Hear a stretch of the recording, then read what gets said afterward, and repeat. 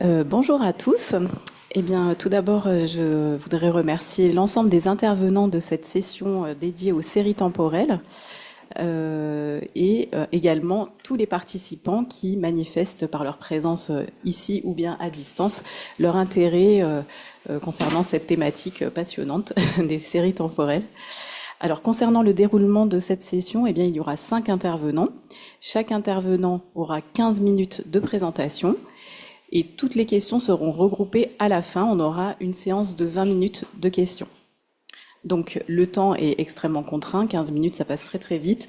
Donc j'aurai des petites pancartes pour avertir les intervenants, 5 minutes avant, 2 minutes avant, et puis ensuite il sera temps de conclure. Donc sans tarder, je vais donner la parole à Jean Palatte, retraité de la Banque nationale de Belgique. Alors pour ceux qui ne le connaissent pas, c'est quelqu'un de très célèbre, puisque c'est lui qui a développé le logiciel d'abord Demetra Plus, puis JDemetra, la version Java, qui est un outil voilà, vraiment essentiel, très très largement utilisé dans toute la statistique publique, qui permet donc de faire notamment de la désaisonnalisation avec les méthodes X13 et Tramosites. Donc c'est un outil extrêmement précieux et on l'en remercie vivement.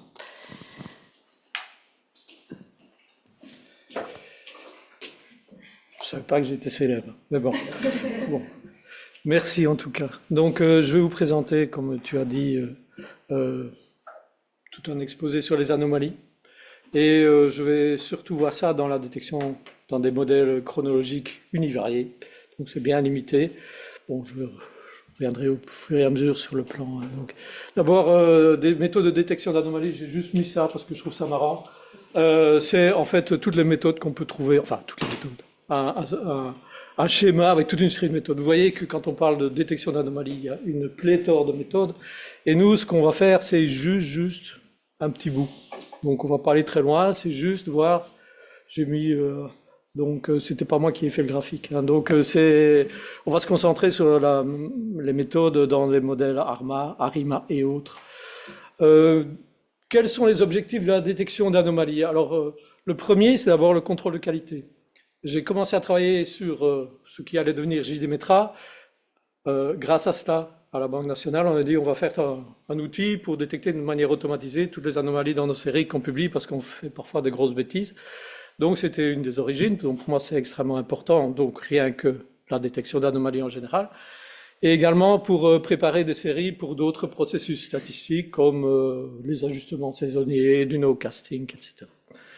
Alors, une première constatation, c'est que les techniques de détection d'anomalies sont des procédures lourdes et souvent instables. C'est-à-dire que vous ajoutez 2-3 observations, vous voyez que les outliers ne sont plus les mêmes, donc c'est très gênant. Parce que ça impacte de manière parfois non négligeable les autres processus. Alors, l'objectif de ce petit travail, c'est d'abord de comprendre un peu ce qu'il y a dans les procédures actuelles de Tramo, X12 et JDemetra, qui sont pour la plupart des boîtes noires. Donc on voudrait bien un peu casser ça. Donc le cadre, c'est certains modèles de time series. Donc de nouveau, on se limite. Donc on va voir ce qui est REG, ARIMA et BSM, sont donc les Basic Structural Models. Et l'idée, c'est d'abord de vérifier toute une série d'hypothèses sous-jacentes aux procédures actuelles, hein, comprendre un peu si ces hypothèses sont vérifiées, et voir s'il n'y a pas d'autres solutions ou d'autres améliorations possibles, notamment pour améliorer la stabilité, et de fournir toute une série de sous-modules accessibles en R. Donc on peut tester en R, on peut beaucoup mieux comprendre ce qu'on fait. Je pense qu'on verra aussi qu'il y a peut-être des choses qu'on pourra réutiliser dans les futures versions de JDemetra, certains éléments qui sont graphiques que je trouve intéressants. Donc dans les principaux types, quand on parle d'anomalies dans des modèles time series, on a toujours en tête toute une série de types d'outliers. Je ne vais pas revenir en détail sur ces types d'outliers, mais simplement signaler que les plus connus, c'est les additive outliers. Donc j'utilise toujours le truc anglais parce que c'est plus facile.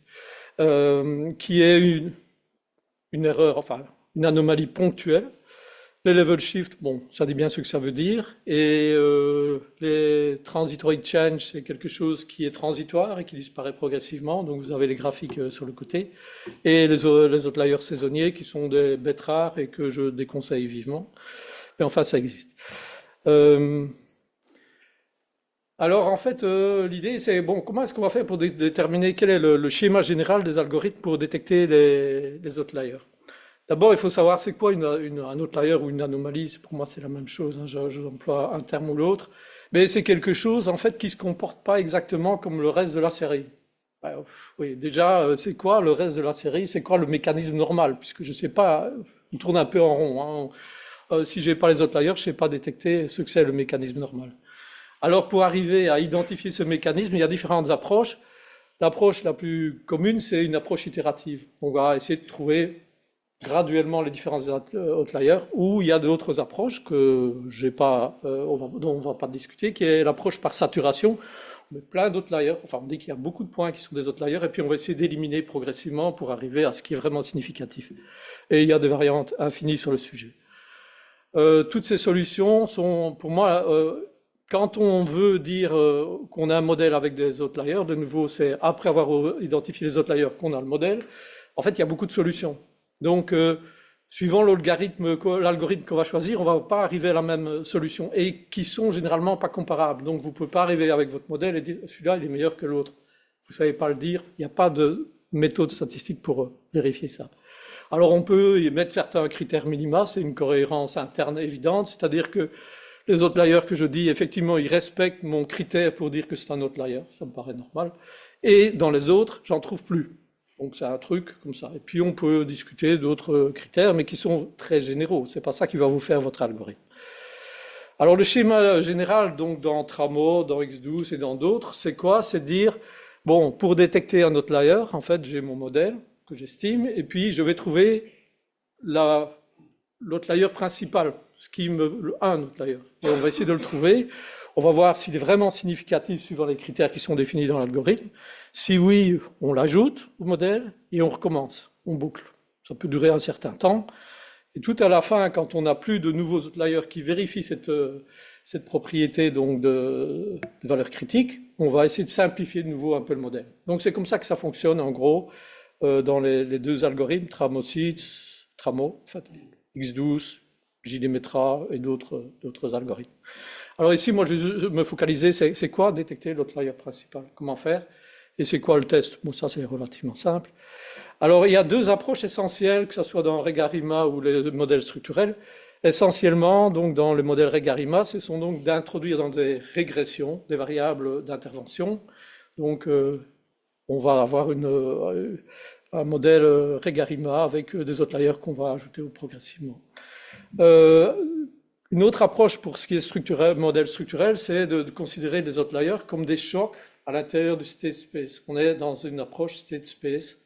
Donc, et on va donc voir quels sont les chocs sur les différents éléments du modèle state space. Et donc, c'est comme ça qu'on va déterminer les outliers.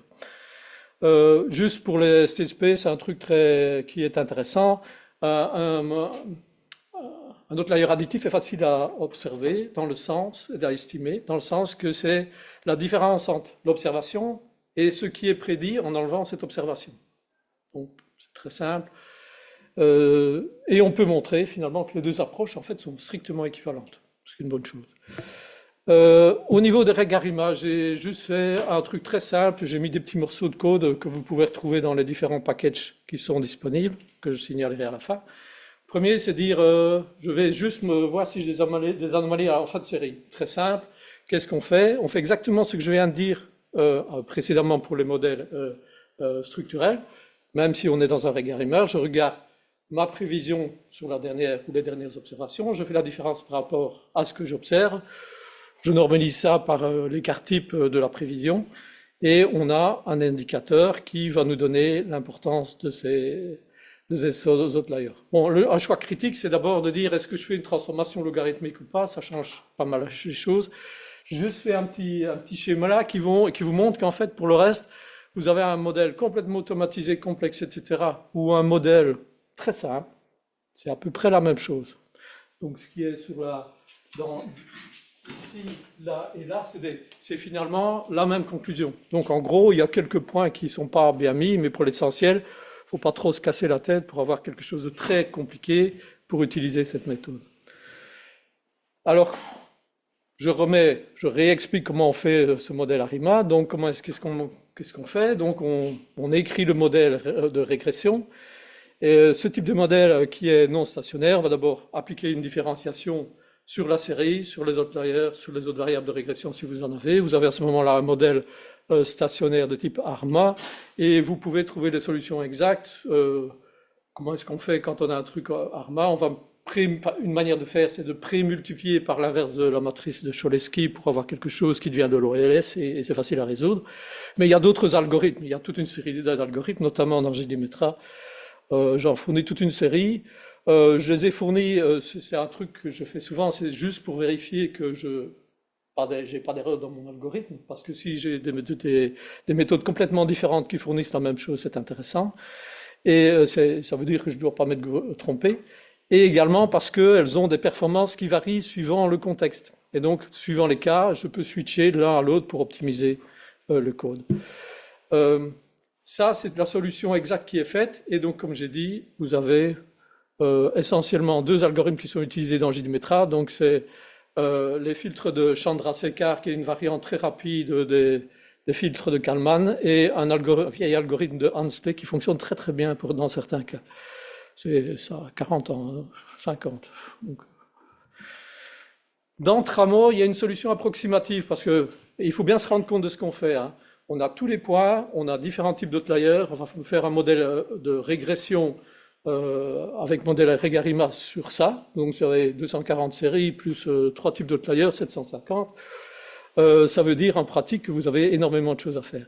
Donc, dans Tramo, on va utiliser des méthodes rapides qui vont être beaucoup plus efficaces, mais qui sont inexactes puisqu'elles sont approximatives. Bon, le critère qui est utilisé pour sélectionner, c'est de dire, bon, quelle est la variable t de ma variable de régression, et donc cette variable t nous permet effectivement de définir si une série est une observation est un outlier ou pas. Et le critère que je vais utiliser après, je vais utiliser beaucoup le t au carré, qui est plus ou moins un qui carré, plus ou moins, qui est un truc très intéressant. Donc je vous mets en R comment faire ça, c'est très simple, ça prend quelques lignes de code. Vous pouvez utiliser la méthode Regarima Outliers qui estime comme sur un modèle outlier Regarima tous les outliers, l'outlier principal. Et vous pouvez essayer tous les filtres que vous voulez. Donc, vous pouvez introduire également d'autres types d'outliers. Donc, ça fonctionne. Alors, j'ai mis ici un graphique que je trouvais intéressant, ça que je voudrais bien mettre dans GDMetra ensuite. C'est dire, bon, voilà, au début du processus, voilà mes variables t au carré, donc toujours positives. Et je vais observer directement, il y en a une en noir, c'est pour l'additive, en rouge, c'est pour les level shift. Tout de suite, je vois où j'ai des problèmes. Donc, je n'ai pas besoin de faire tourner, je vois déjà. Je fais tourner mon processus, vous voyez ce qui reste à la fin, et vous voyez que tout ça, les points principaux qui ont été détectés ont été éliminés, et les autres, bon, manifestement, il n'y a pas trop de problèmes. Donc, ainsi que je vous l'ai dit, en R, vous pouvez tester d'autres choses, par exemple, mélanger des transitory change avec des phases, des périodes de décroissance différentes. Donc ça peut être intéressant, par exemple au moment du Covid, d'avoir des trucs plus longs. On peut mélanger, donc ça n'existe pas dans l'interface graphique, mais en R, vous pouvez le faire, etc. Autre chose, on peut voir par exemple l'évolution des coefficients du modèle, qui sont malgré tout relativement stables, ce que je ne pensais pas. Ce qui est également intéressant, c'est qu'on peut vérifier l'hypothèse sous-jacente à Tramos, c'est-à-dire que on peut faire des approximations, c'est quand même très bon, mais au moins on peut le vérifier. Donc j'ai vérifié, vous avez des graphiques qui vous montrent la différence des statistiques taux dans la méthode directe ou indirecte. Juste pour mentionner que essentiellement, donc comme j'ai dit, non je n'ai pas dit, moi je ne vais pas passer, j'ai pas le temps. Les temps de réponse sont bien sûr différents, Tramo beaucoup plus rapide. Si je prends le X12 de base, c'est 20 fois plus lent. Comme il est fait dans GDMetra via le truc de Hansley, c'est 6 fois plus lent, mais ça reste quand même plus lent. Mais bon, donc on peut vérifier ça à partir des modules R. Pour les modèles structurels, bon, je ne vais pas aller trop dans les détails. Ce qui est intéressant, c'est de dire que en faisant le Kalman Smoother, en fait, on va automatiquement pouvoir voir les les effets, donc le T, la statistique T, qui est générée par les outliers, par les chocs que j'ai dans mes différentes composantes. Donc, j'ai pas besoin de faire des régressions pour multiples, on a ça directement. Alors, je vous conseille, si ça vous intéresse, de voir tous les détails dans le papier de De Jong et Penzer, qui explique ça de manière très claire. Et donc, on sait, en une passe du filtre, enfin, du smoother, on sait avoir donc les composantes additives, level shift, etc. Le level shift, c'est un choc dans la composante level. L'additif, c'est un choc dans la composante noise du modèle structurel, etc. Donc le papier est très clair à ce niveau-là, donc je vous le conseille. On peut faire exactement les mêmes schémas, les mêmes taux. J'ai d'ailleurs repris l'idée du taux dans ce papier de Penzer et on peut retrouver, j'ai pris les mêmes séries, on a à peu près les mêmes graphiques donc, qui sont applicables et qui sont intéressants puisqu'elles nous donnent déjà tout de suite une idée de ce que sont les outliers et de voir comment ils fonctionnent. On peut également voir que la méthode Regarima et BSM sont tout à fait équivalentes, juste par code. Vous pouvez faire le cas, enfin, la théorie le décrit, mais le code va vous montrer que vous obtenez exactement la même chose, et vous savez le faire avec le package également. Alors, comme conclusion, c'est que les modèles Regarima, donc par variable d'intervention, la solution Tramo est très rapide, et l'approximation est généralement acceptable, donc ça vérifie bien ce qu'on a dit. Mais attention, quand vous avez des moving average dans votre Arima qui sont quasi unitaires, parce que là, ça peut déraper. Donc si vous avez ça, les outliers d'Entramorph ne sont pas nécessairement ceux que vous allez trouver dans X12. Et notamment dans la localisation de certains types d'outliers, donc les level shifts qui sont pas toujours très, très corrects. La solution exacte, style X12, elle est beaucoup plus lente. Bon, est-ce trop si vous faites de très longues séries, c'est vraiment un problème. Donc si vous faites du journalier, ça ne marchera pas bien. Donc vous n'avez pas le choix. Et dans la plupart des cas, les résultats sont identiques pour les gros outliers entre les différentes méthodes. Donc, alors, pour les petits outliers, ça c'est beaucoup plus instable. Moi, mon approche, c'est de dire les petits outliers, vous savez, ne les enlevez pas. Pour moi, c'est totalement instable. Les gros, vous allez être bien stable, et les autres, non. Donc, l'approche state space est intéressante, mais je pense l'introduire uniquement le jour où on met dans JDMetra, si je travaille encore, on ne sait jamais, les modèles structurels, ce qui est, allez, faire 90%. Et après, qu'est-ce qu'on peut faire avec tout ces petits travaux, donc on peut améliorer probablement les algorithmes actuels, par exemple de switcher d'une méthode à l'autre, dire ok, j'ai pas de MA qui sont proches de racines dans le moving average qui sont proches de 1, hop, je vais switch vers Tramo, c'est plus rapide, ça marche bien. C'est pour ma cuisine, mais pour savoir qu'on peut améliorer de manière importante les algorithmes actuels. On peut également ajouter simultanément plein d'outliers et puis les enlever. Et ça, en regardant un peu les statistiques taux qu'on a vues, donc il y a peut-être des choses à faire à ce niveau-là. On peut reminimiser le recalcul des modèles parce qu'on se rend compte que les modèles ne changent pas beaucoup. Vous enlevez des outliers, les coefficients changent presque. Je conclus. Voilà. Et puis on va chercher d'autres choses comme l'approche par saturation partielle. Ça peut être intéressant. Donc voilà. Alors tous les packages, vous pouvez les retrouver soit sur le site officiel de JDMetra ou sur le mien ou plus tard sur le site officiel si on décide de les migrer là-bas. Voilà. Merci de votre attention.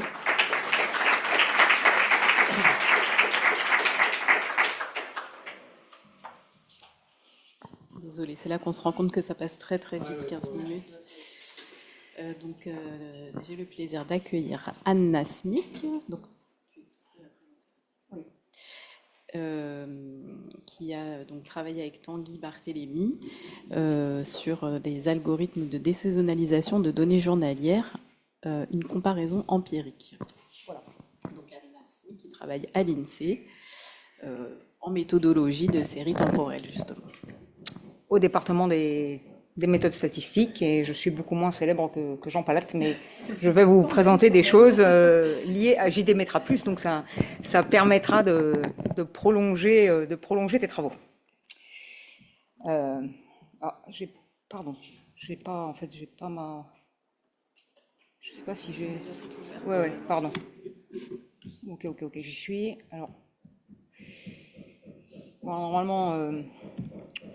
Mon collègue Tanguy est non seulement excellent bien sûr en série temporelle, mais en plus c'est un graphiste d'exception.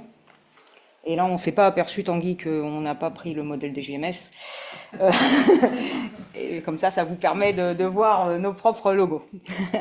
Donc avec Tanguy, on vous propose une petite revue de ce qui devient assez populaire dans la salle publique. C'est les séries journalières. Donc à l'INSEE, on en a, vous allez voir, on va vous en présenter une. Et il y en a une qui est très très regardée à la conjoncture, c'est la série des données de cartes bancaires. Mais on fait pas, ah bon non je t'ai pas vu, on fait pas encore vraiment de présentation avec, parce que les données sont secrètes bien sûr. Donc le contexte, ce que je vous disais, c'est que les données à haute fréquence sont de plus en plus répandues dans la statistique publique, surtout depuis le Covid. Et ces données, bien sûr, comme toute autre série, peuvent être saisonnières. Donc corrigées, elles ont besoin d'être corrigées pour être interprétées. On va se débarrasser des mouvements périodiques qui pourraient masquer les évolutions de court terme et de long terme. Et donc de nombreux algorithmes ont été développés dans ce sens, notamment dans JDMetra+. Excusez-moi, je ne sens pas du tout si le micro marche ou pas. Ça marche.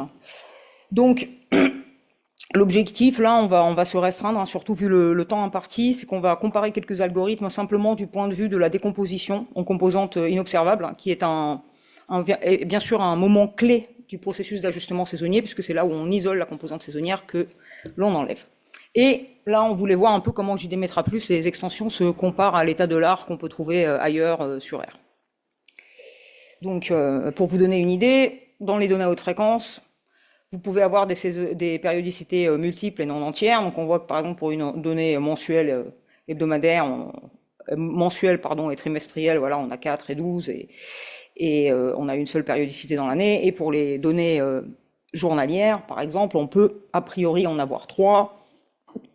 Donc une périodicité hebdomadaire, intramensuelle et une périodicité annuelle. Vous voyez que les deux dernières étant, si l'on les calcule de manière exacte, non entière.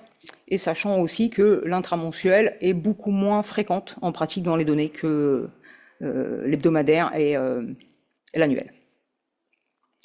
Donc vous avez certainement l'habitude de la première décomposition où voilà, on coupe la série brute en tendance, saisonnier, irrégulier. Et quand on va être confronté à des données haute fréquence, on va être obligé de recouper ce facteur S en plusieurs facteurs qui vont chacun correspondre donc à une périodicité. Donc là, si je prends l'extrêmement célèbre série des naissances en France, que ici, d'ailleurs que Jean m'a fait découvrir. Voilà, c'est les Belges qui suivent les naissances françaises. Donc ici, je l'arrête en 2020, parce que comme ça ne vous déprimera pas sur l'état des naissances sur les dernières années. Vous en restera de bonne humeur jusqu'à la fin. Et si on zoome, on voit qu'il y a à la fois un rythme hebdomadaire, mais aussi, vous voyez, une périodicité annuelle. Hein, vous le savez certainement, tous vos copains sont nés au printemps. Donc si vous regardez la répartition par jour de la semaine, par exemple, voilà, vous voyez qu'il y a une forte, juste sur l'ensemble de la série, donc là on a des données longues depuis 1968, donc ça fait 20 000 points. Vous voyez que le dimanche est très en dessous.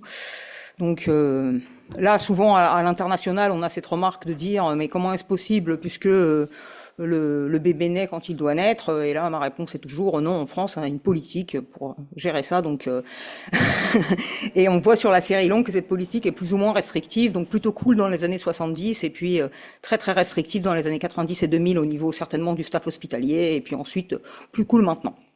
Donc par année on voit qu'il y a des différences aussi, par mois dans l'année pardon, et dans JDMetra+, on a des tests pour essayer d'isoler ces périodicités multiples. Donc là, vous voyez un test où on a la périodicité 7 qui apparaît juste à côté du 0, là, très fortement, et aussi cette périodicité 365 vers la fin de l'année. Donc une fois qu'on a identifié ces dynamiques saisonnières, on va pouvoir faire un ajustement saisonnier et obtenir la série rouge, qui est très bruitée, malgré tout, mais désaisonnalisée, et en bleu, on vous a tracé la tendance pour que vous voyez ce dont vous ne doutiez pas vous puissiez visualiser la baisse tendancielle des naissances en France.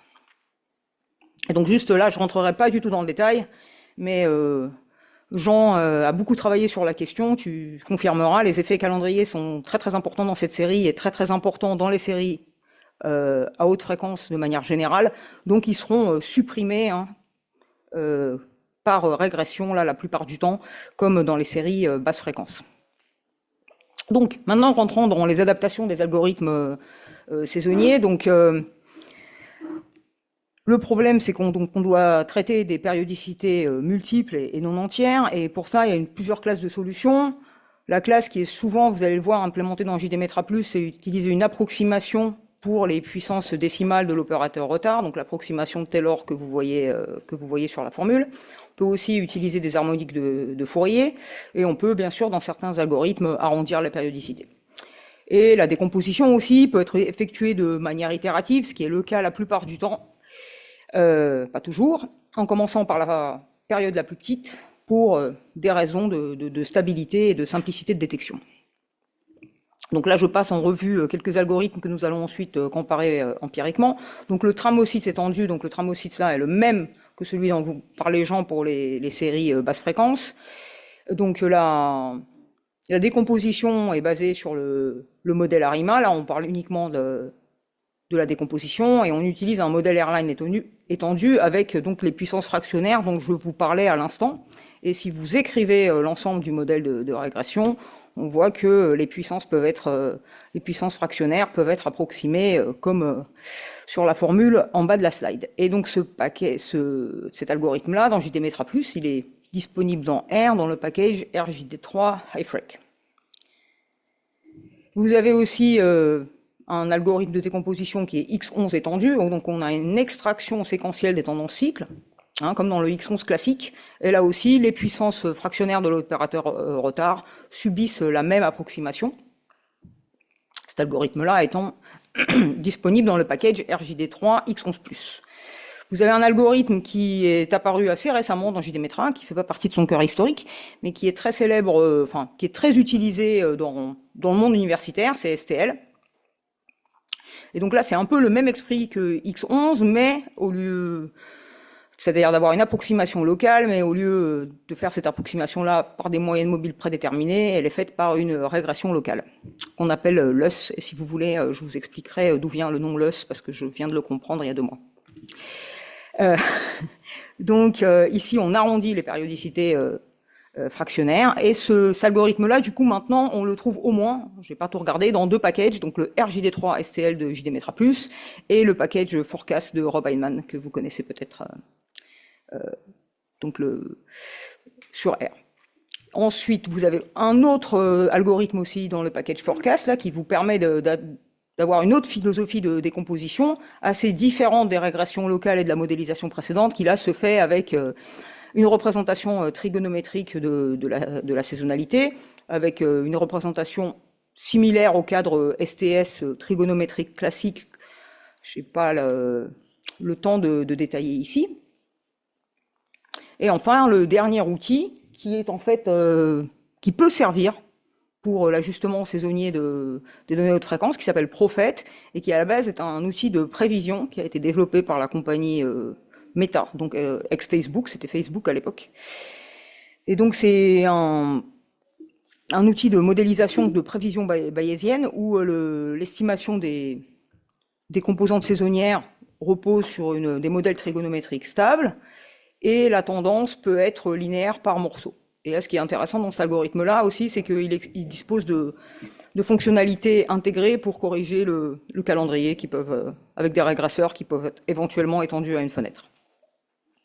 Donc là, je vous ai mis une présentation comme JDMetra+ est très célèbre, peut-être plus célèbre que Jean Palade finalement. JDMetra+ est très célèbre au sein du SSP à l'INSEE, vous le connaissez très très bien. Là, c'est juste pour vous dire que, évidemment, tous les packages dont le nom commençait par RJD3 sont des extensions implémentées par Jean et son équipe dans le logiciel JDMetra+. Et là, ce que je voulais vous dire, c'est que JDMetra+ fait de l'ajustement saisonnier, mais aussi d'autres tâches que vous voyez listées aussi. C'est un logiciel général d'analyse de séries temporelles. Et ces algorithmes, pour la plupart, sont accessibles soit une interface graphique que nous utilisons énormément à l'INSEE, soit via des packages R que je viens de citer.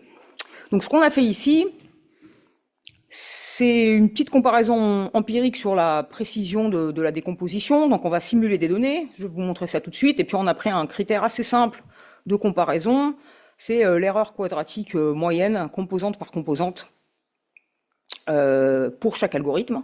Ici, on n'a pas du tout cherché à bien sélectionner les paramètres des algorithmes. On a essayé de voir, lorsque c'était possible, vous allez voir, ça l'est pas toujours, comment la sélection automatique marchait par rapport aux données simulées pour essayer de comparer les composantes. Alors là, vous voyez, le X chapeau, c'est le composant qu'on va estimer, et puis évidemment, dans chaque cas, on va connaître, ce qui n'est jamais le cas dans la vraie vie, et c'est bien le problème, le vrai composant S, le vrai composant T, etc. Donc on simule ça selon, je rentre pas trop dans les détails, donc là, modèle additif, la génération des données est faite comme expliqué dans le papier de Bandara là, que je cite, 2021, et c'est quelque chose que vous pouvez facilement faire avec le package R TSSIM. D'accord ? Donc on a deux paramètres. En fait, on a plus ou moins d'intensité avec le bruit, et puis on a aussi la possibilité de rendre la saisonnalité plus ou moins stochastique. Donc nous, on va montrer deux résultats. D'une part, pour des processus déterministes, c'est-à-dire où les composantes ne varient pas dans le temps, et d'autre part, composantes stochastiques avec plus ou moins d'intensité sur la stochasticité de la composante saisonnière. Donc dans chaque croisement de paramètres, on simule une cinquantaine de séries. Là, les résultats que je vais vous montrer sont quand même sur 12 ans de données journalières, donc ça fait un petit peu de points. Et ça nous fait 300 séries au total. Donc les données simulées ont à peu près cette tête, vous voyez, avec des séries qui sont donc là normalisées autour de 100, irréguliers, la saisonnalité annuelle étant plus importante ici que la saisonnalité hebdomadaire en niveau. Donc ici, on a simplement regardé les RMSE composante par composante et puis aussi RMSE de la CVS.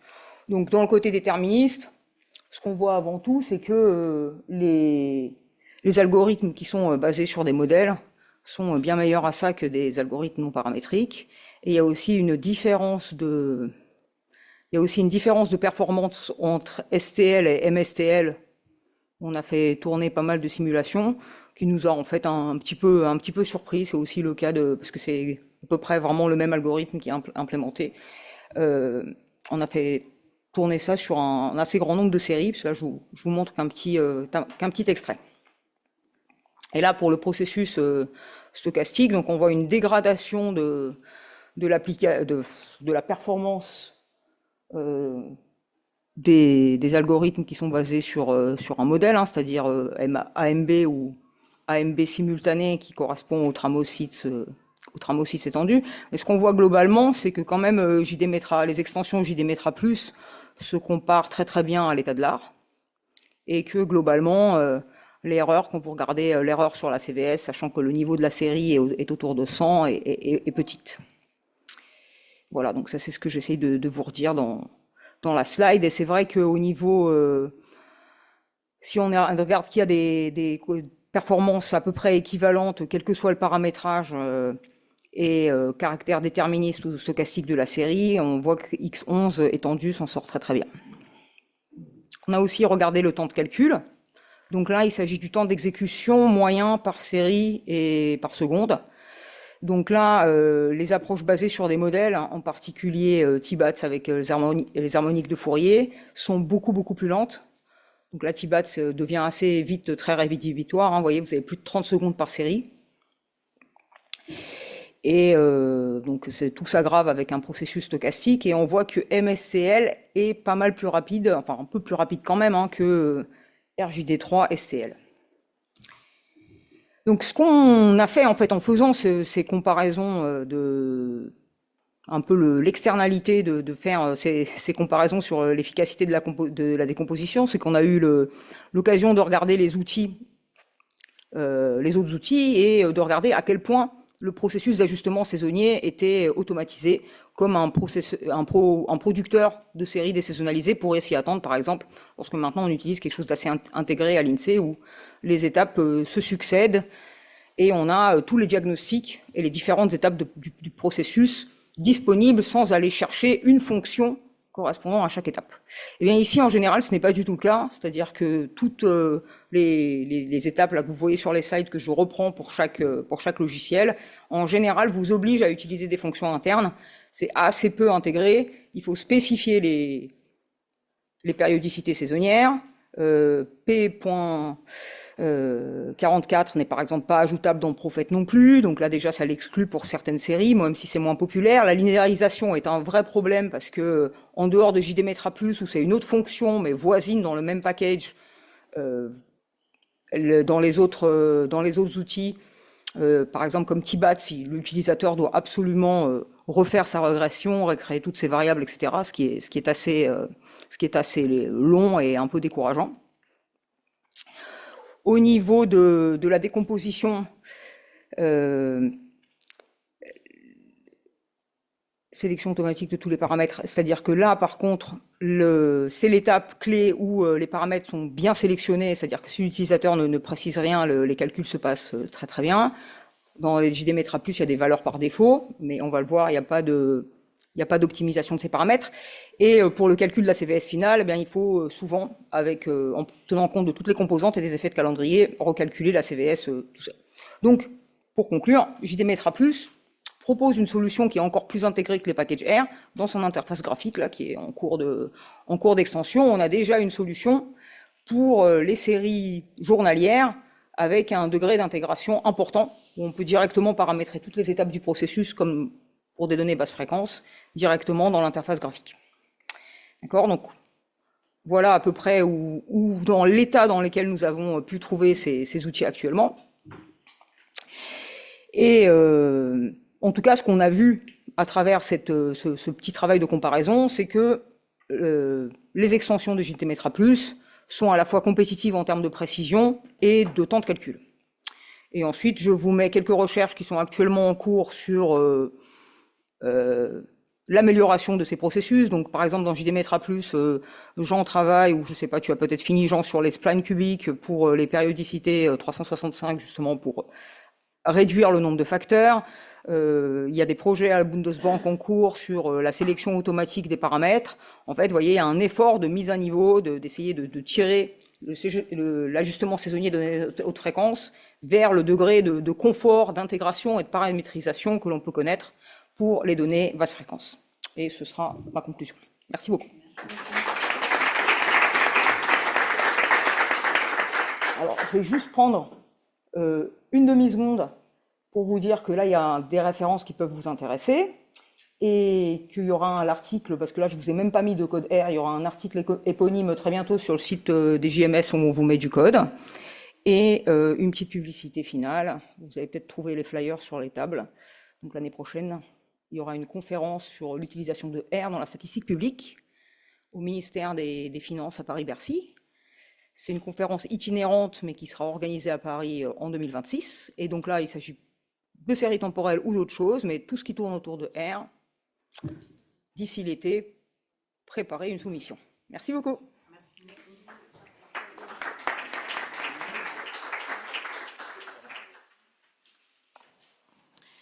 Alors, j'accueille maintenant Alain Cartier-Latente avec une question.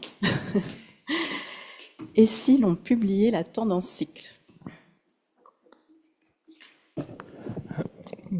Bonjour à tous, donc Alain Cartier-Latente. Donc avant de vous parler donc je vais vous parler de cette question, de quelque chose qui s'appelle la tendance cycle.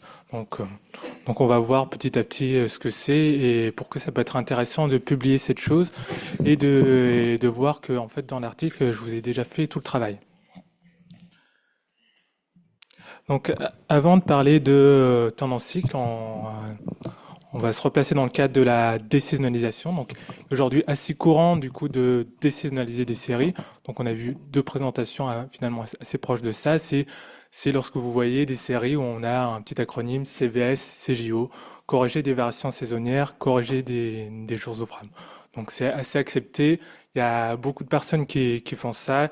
Il y a beaucoup de raisons de le faire. Donc ça permet une analyse en ce qu'on appelle en glissement mensuel et trimestriel. Donc bon, pour éviter, on peut faire des analyses des évolutions en évitant d'être pris par les effets saisonniers, c'est-à-dire si on regarde la production industrielle, elle baisse en août.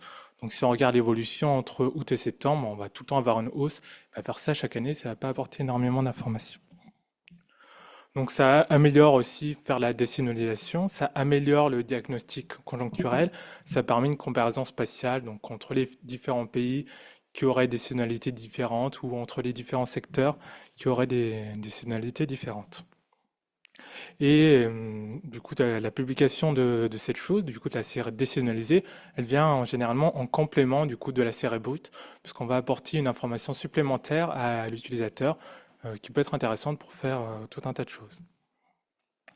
Donc, dans les algorithmes de désaisonnalisation, on suppose généralement que notre série brute, donc notre série d'entrée, elle peut se décomposer en trois choses, donc en trois composantes qui vont être inobservables. On va y avoir tout d'abord les effets saisonniers, donc y compris les effets de calendrier, qui vont être les phénomènes qui vont se répéter chaque année. Il va y avoir ensuite ce qu'on appelle du coup la tendance cycle. Aussi, là, on peut entendre tendance, ou alors on entend parfois la tendance de court terme. Ça va être une combinaison des effets du coup de la tendance de long terme et des évolutions du cycle de court terme. Il va y avoir enfin l'irrégulier, ça va être du bruit, ça va être tout ce qui va pas être dans les deux précédentes composantes. Donc des chocs économiques non prévus, des grèves, etc. Donc par construction, quand on va faire la désaisonnalisation, l'objectif, ça va être d'estimer la saisonnalité pour l'enlever. Donc qu'est-ce qu'il nous reste? Il nous reste la tendance cycle plus du bruit, donc de l'irrégulier. Donc ce bruit, il apporte une information qui peut être intéressante lorsqu'on fait de l'analyse conjoncturelle. Donc lorsqu'on a un choc, lorsqu'on a une grève, lorsqu'on fait la prévision économique, généralement on est intéressé par cet impact de la grève. Mais dans certains cas, en fait, du coup, lorsque ce bruit peut être important, ça peut perturber du coup l'analyse qu'on peut faire de la série, donc notamment si on veut analyser la tendance qui va être sous-jacente et les points de retournement. Donc là, je reprends juste un exemple du coup d'une série désaisonnalisée. Donc c'est toujours la même, l'indice de production industrielle.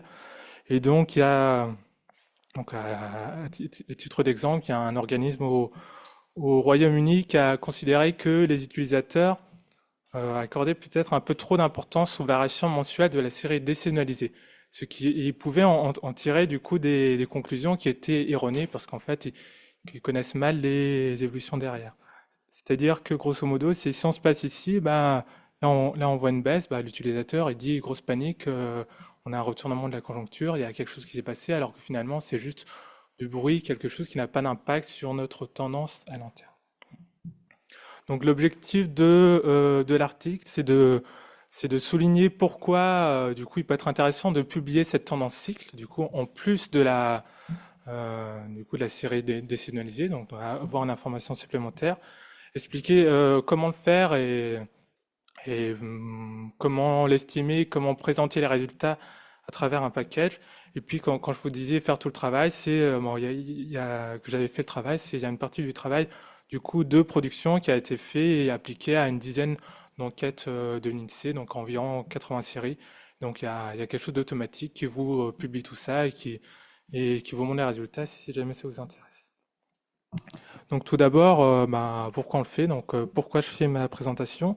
Donc déjà, est-ce qu'il y a des personnes qui le font? Donc est-ce qu'il y aurait pas des instituts qui publieraient cette tendance cycle? Bon, déjà, la première bonne nouvelle, c'est que les organismes internationaux, les recommandations générales recommandent de publier la tendance cycle en plus de la série désaisonnalisée. Donc on va dire c'est pas quelque chose que j'invente de mon côté. Et bon, on va dire l'inconvénient, c'est qu'il y a que deux instituts qui semblent le faire. Statistique Canada et les Australian Bureau Statistique. Donc deux, bon, on va dire c'est déjà pas mal. Donc pourquoi pas trois, pourquoi pas quatre pour la suite. Donc comment ces instituts y font pour estimer cette tendance cycle? Ils repartent de la série désaisonnalisée, donc en sortie des différents logiciels, et ils vont appliquer une moyenne mobile. Donc bon, cette moyenne mobile, elle est différente entre du coup les Canadiens et les Australiens. Mais derrière, ce qu'ils font, c'est qu'ils appliquent une moyenne mobile, du coup, ce qu'on appelle de 13 termes. Donc on fait une moyenne entre 6 points dans le passé et 6 points dans le futur, avec une moyenne pondérée avec un certain nombre de poids. Et c'est la façon de fixer ces poids qui va être différente entre les Australiens et entre les Canadiens. Donc cette approche d'utiliser en fait des moyennes mobiles, elle va être cohérente avec l'approche que eux ils utilisent pour désaisonnaliser les séries, qui utilisent donc l'approche X13, du coup, qui utilise elle-même des moyennes mobiles. Donc, je disais, on fait un certain nombre de moyennes entre 6 points dans le passé, 6 points dans le futur. Ben, lorsqu'on va arriver en temps réel, ben, on ne les connaît pas, les 6 points dans le futur. Donc, on est obligé de s'appuyer du coup sur des estimations, sur des moyennes mobiles qui sont dites asymétriques. Donc, on utilise un certain nombre on utilise plus de nombre de points dans le passé que dans le futur. C'est-à-dire, lorsqu'on va estimer la tendance cycle pour le dernier point, on fait une moyenne entre les 6 derniers points. On n'utilise pas de points dans le futur. Et donc, il y a plusieurs façons pour construire ces moyennes mobiles asymétriques. Et entre les Australiens et les Canadiens, ils ne font pas exactement la même chose. Donc, le fait d'utiliser des moyennes mobiles asymétriques, donc le fait de ne pas connaître le futur, bah, ça va entraîner naturellement des révisions qui vont être très concentrées sur les 3 derniers points. Donc, en fait, ça, c'est quelque chose qui perturbe assez l'utilisateur d'avoir des grosses révisions que sur 3 points. Mais en fait, il y a plusieurs études qui montrent que ces révisions sont certes importantes sur les 3 derniers points, mais elles sont au final, elles sont plus petites que les révisions sur vos séries décennalisées, mais qui, elles, sont étalées sur plus de temps.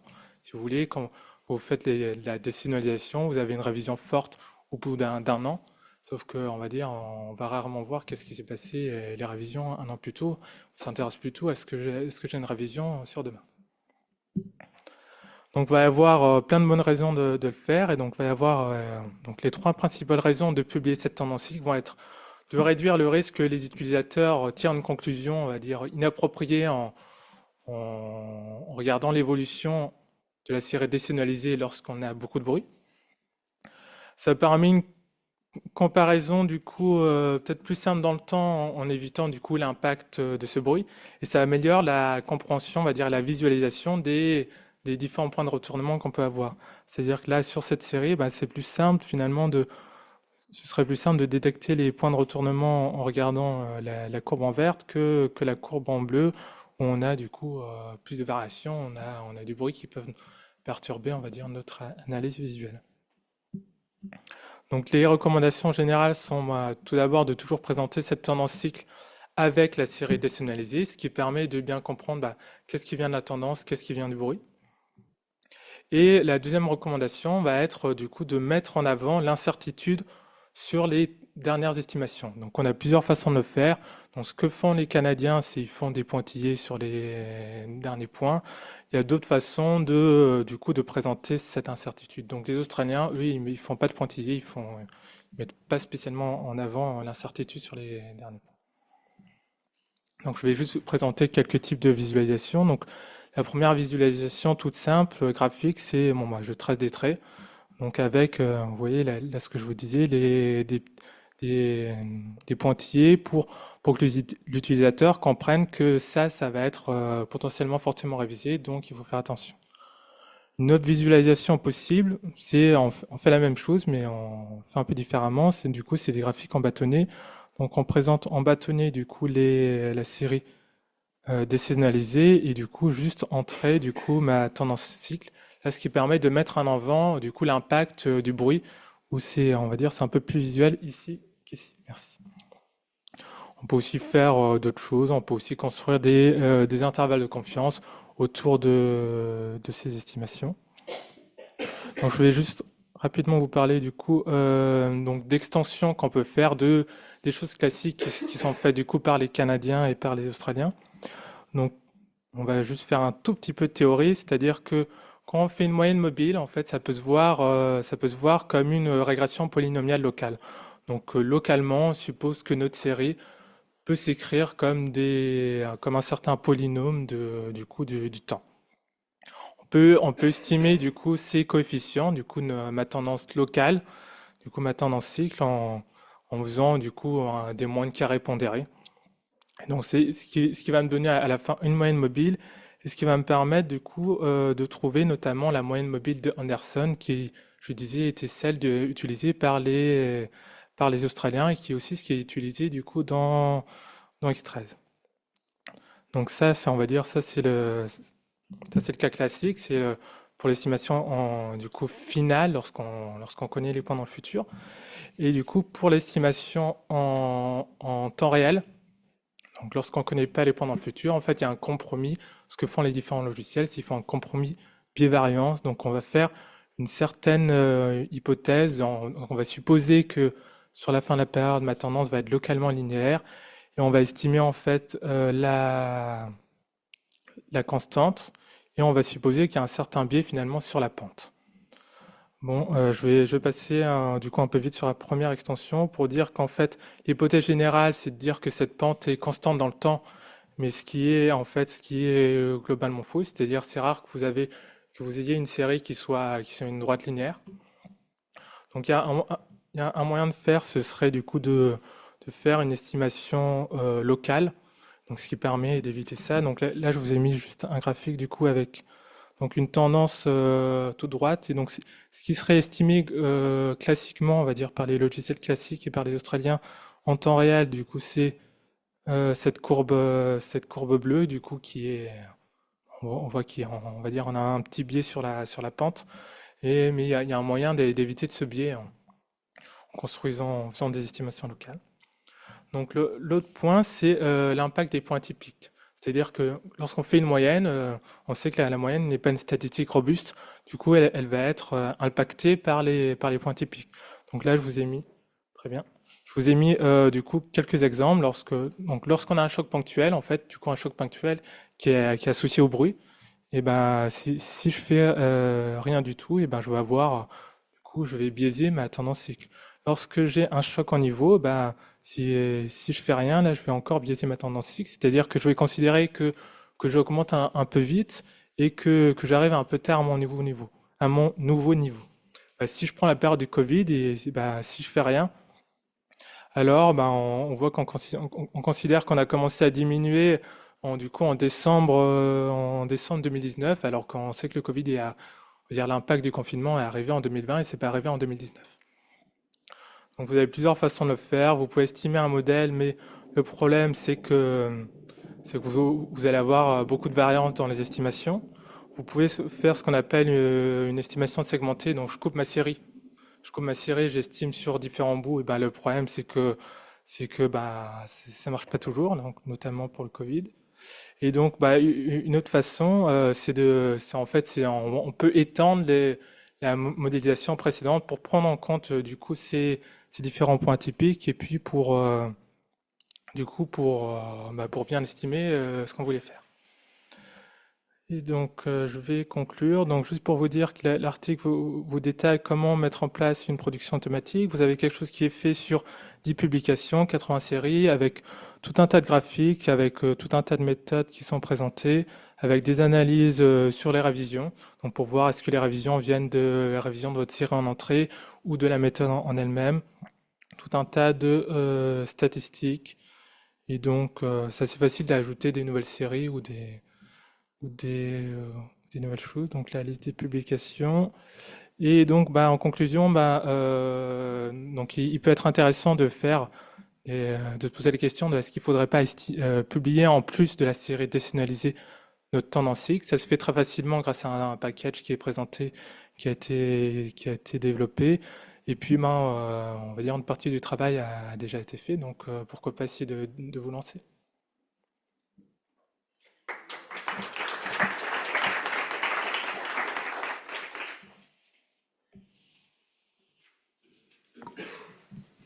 C'était parfait pour le temps. Et excuse-moi, j'ai oublié de dire que tu étais à la DGFIP. Célèbre aussi.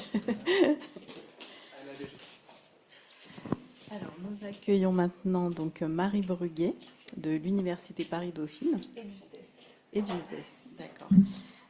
Donc, qui a travaillé avec Arthur Thomas et Ronan Le Soute sur l'ajustement saisonnier et thermosensibilité des consommations d'énergie.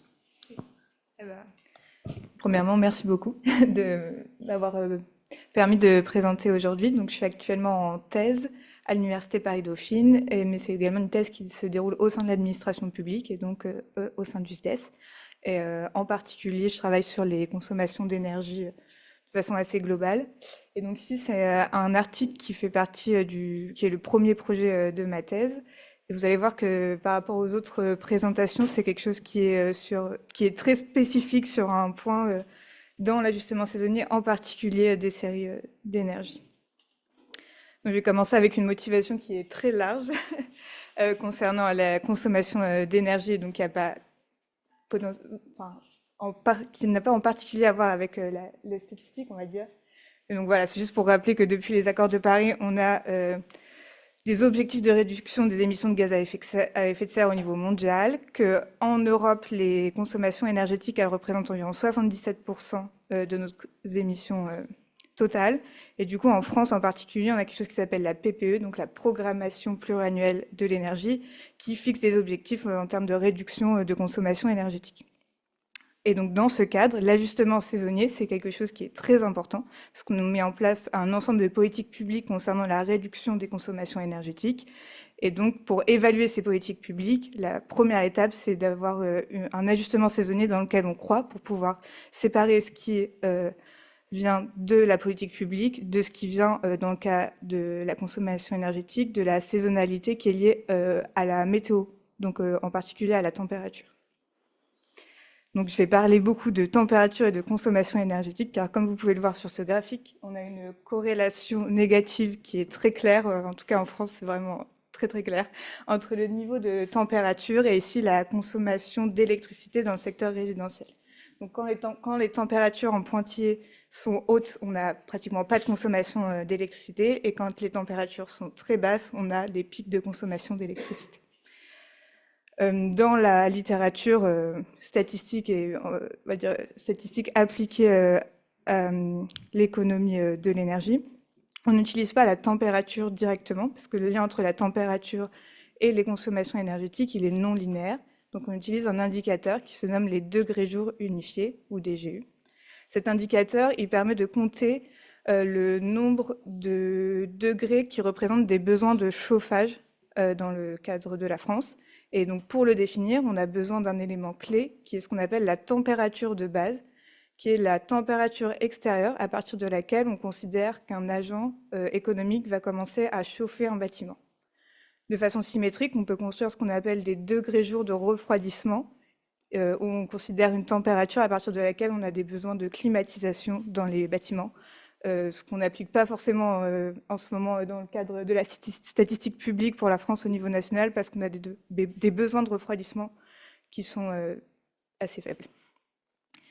Et donc, la question clé qu'on se pose, c'est comment on définit cette température de base, cette température à partir de laquelle on commence à chauffer ou refroidir un bâtiment. Donc, de façon, on va dire, assez empirique, ce qui est fait d'une manière générale, que ce soit dans des études économiques ou dans la statistique publique, c'est de fixer cette température à 18 degrés. Et en fait, il y a souvent assez peu de raisons statistiques sur le fondement de cette température à 18 degrés. En fait, elle est basée sur une étude publiée en 1954 aux États-Unis et ça n'a jamais été grandement remis en cause. Après, en France, il y avait...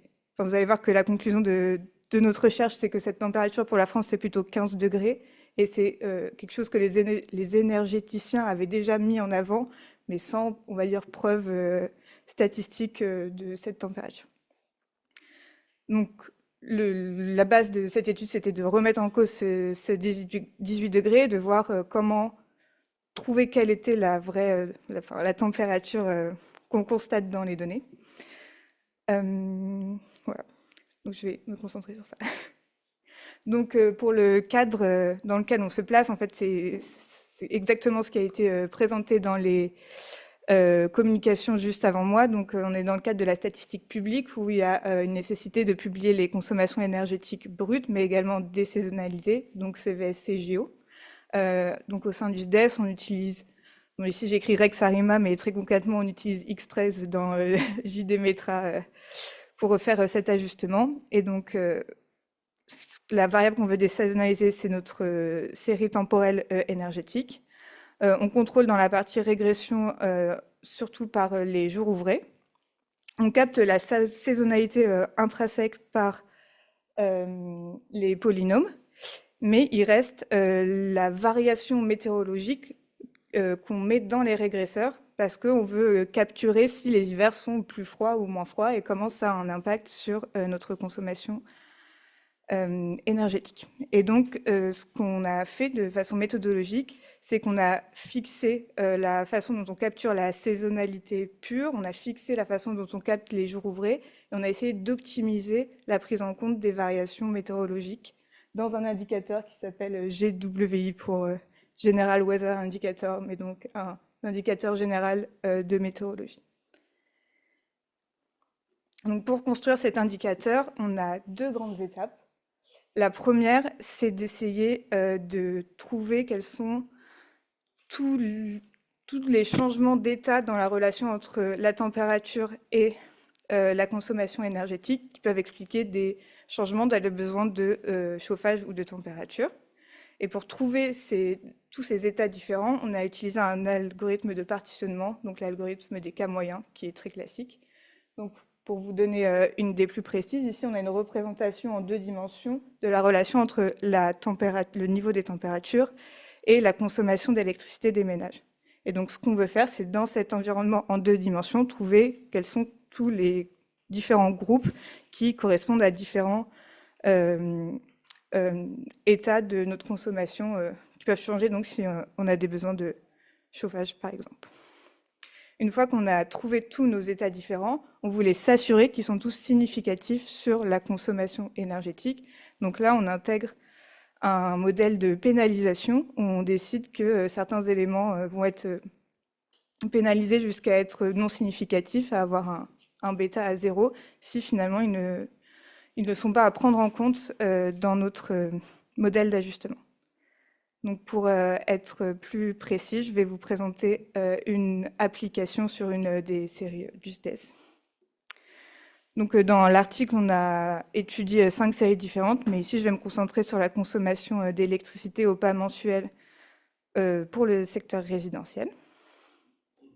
Et donc ici, vous avez les résultats des 2 étapes concernant en particulier la température.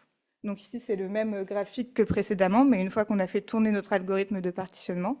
Et donc notre algorithme, ce qu'il détecte, c'est 3 groupes différents. Donc on a un premier état quand on est au-dessus de 15 degrés, où a priori on n'a pas de relation entre la température et le niveau des consommations.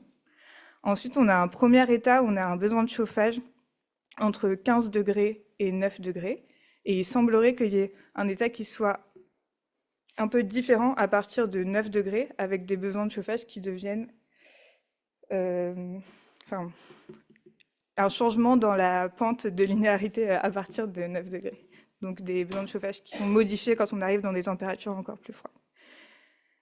Donc ça, c'est le résultat de notre première étape, mais ici, ça voudrait dire qu'il faudrait qu'on ait 2 seuils différents, un à 15 degrés, un à 9 degrés. Et donc quand on a vu ça, la question qu'on s'est posée, c'est est-ce que ce deuxième seuil à 9 degrés, il est vraiment important et significatif pour prendre en compte les besoins de chauffage. C'est pour ça qu'on a cette deuxième étape avec la pénalisation. Et donc, ce que nous dit la pénalisation dans ce cadre, c'est qu'en fait, ce deuxième seuil à 9 degrés, il n'est pas assez important pour être pris en compte et ce n'est pas lui qui explique en particulier des variations de consommation. Donc, au final, on retient que ce seuil à 15 degrés comme étant celui qui permet de définir vraiment un changement significatif entre on n'a pas de besoin de chauffage et on a besoin de chauffage. Et donc ici, c'est une comparaison sur l'ajustement entre, en pointillé, si on prend la température usuelle qui est de 18 degrés Celsius, ou si on prend la température qu'on a définie à 15 degrés. Donc en bas, vous avez des représentations de la distribution des résidus. Et donc, on en conclut que ça veut dire qu'utiliser 15 degrés d'un point de vue statistique, ça permet d'avoir des résidus qui sont plus centrés autour de 0, donc une meilleure prise en compte de l'adaptation de la série. Et concrètement, ce que ça change sur la série ajustée, c'est qu'on a des mois où, quand on prend 18 degrés, on a des baisses de consommation qui sont attribuées au fait qu'on ne s'est pas chauffé alors qu'on considérait qu'il y avait des besoins de chauffage. Pardon. Non, mais c'est bon, je peux faire comme ça. On a Pardon. Donc on a des mois où, où en fait si on utilise 18 degrés, on considère qu'il y a des besoins de chauffage, mais comme ils ne sont pas réels, puisqu'il y a des ménages qui en fait ne se chauffent pas quand il fait 18 degrés dehors, on se dit que ça se traduit par une baisse de consommation ici, alors que quand on contrôle par une température qui est plus adaptée, donc 15 degrés, on a ce pic qui disparaît ici. Je ne sais pas si c'est très clair, mais avant, on attribuait une baisse de consommation parce qu'on aurait dû se chauffer. Et en fait, quand on contrôle correctement par la température, on efface en fait cette irrégularité qui n'avait pas lieu d'être dans la série.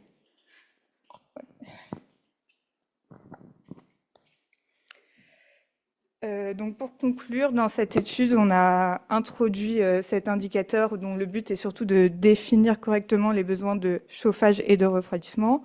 On l'a appliqué à la France. Et donc ici, je vous ai montré qu'une petite partie du travail, mais on a aussi mené tout un travail sur la partie d'hétérogénéité, parce qu'on peut considérer que cette température, elle est différente selon l'endroit où on se situe en termes de zone climatique, mais aussi en termes juste de déploiement de certaines technologies, si on compare la France avec d'autres pays.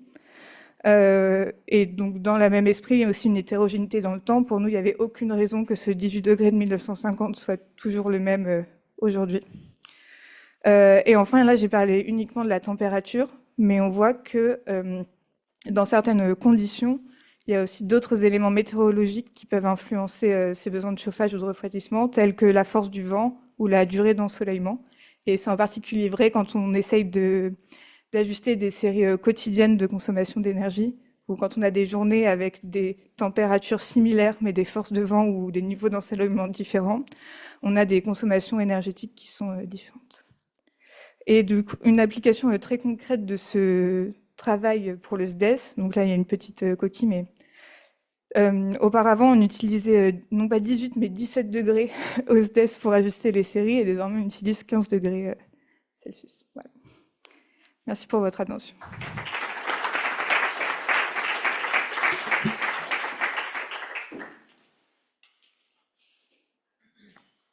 Merci beaucoup. Et maintenant, j'accueille Corentin Lemasson de la Banque nationale de Belgique sur les méthodes de nowcasting pour la production des statistiques officielles, tour d'horizon des outils disponibles dans JDMetra+.